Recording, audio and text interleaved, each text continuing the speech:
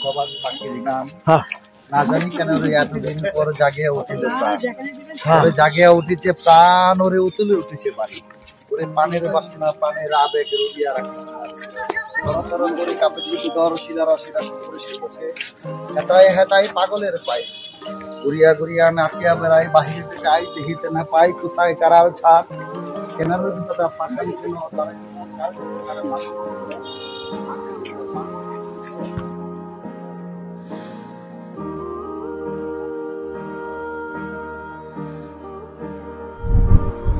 আজ 25শে বৈশাখ 1432 এবং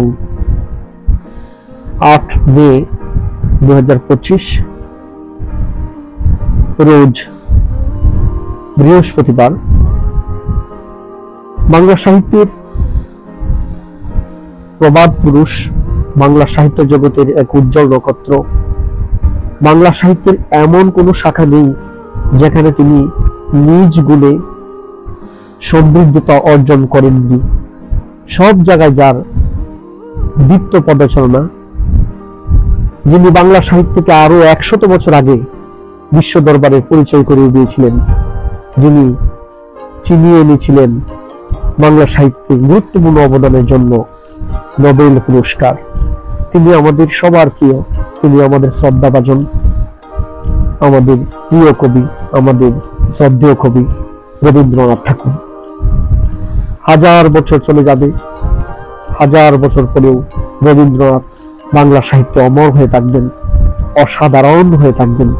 তার স্বীয় প্রতিভায় তিনি যা সাহিত্য সৃষ্টি করে গেছেন তা এই বাঙালি জাতি আজীবন মনে রাখবে।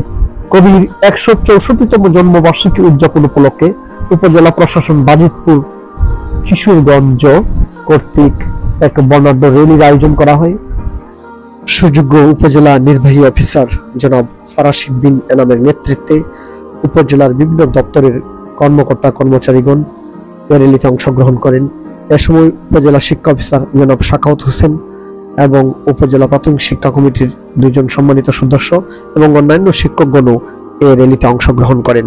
উপস্থিত সকলেই কবির স্মৃতির প্রতি, কবির কর্মের প্রতি, এই মহান কবির প্রতি, বিশ্বকবির প্রতি আমাদের সকলের বিনম্র শ্রদ্ধা। তিনি আমাদের মাঝে অমর, তিনি বেঁচে থাকবেন হাজার হাজার বছর বাংলা সাহিত্যে। ফজলাল্লাহি সাহেব কেমন আছেন? জি আলহামদুলিল্লাহ স্যার, ভালো আছি। আজকে 25 বৈশাখ, আজকে দিনটি সম্পর্কে কিছু বলেন। আজ 25শে বৈশাখ 1432 বিশ্বকবি রবীন্দ্রনাথ ঠাকুরের আজ শুভ জন্মদিন। রবি ঠাকুর এমন একজন বিশ্বকবি, তিনি তার পদচারণা এমন কোথাও নেই যে নেই, সব জায়গায় তার বিচরণ আছে। এই জন্যই তাকে বিশ্বকবি উপাধিতে ভূষিত করেছে। হ্যাঁ, সঠিক বলেছেন, ধন্যবাদ আপনাকে। ধন্যবাদ স্যার। আসসালামু আলাইকুম স্যার। আমরা কবি গুরু রবীন্দ্রনাথ ঠাকুরের জন্মদিন উপলক্ষে বাজিতপুর উপজেলার সুযোগ্য উপজেলা নির্বাহী অফিসারকে নিয়ে আমরা র্যালি শেষ করলাম। সেখানে উপজেলার বিভিন্ন বিভাগের কর্মকর্তাগণ উপস্থিত ছিলেন। কবিগুরুকে নিয়ে আপনার কি ভাবনা, আপনি কি মনে করেন?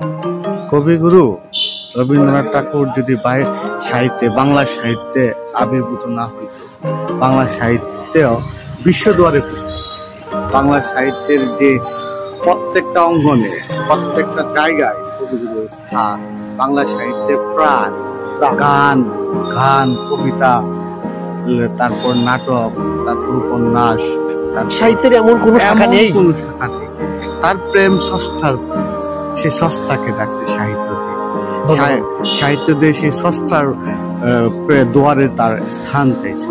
রাইট, অনেক ধন্যবাদ আপনাকে।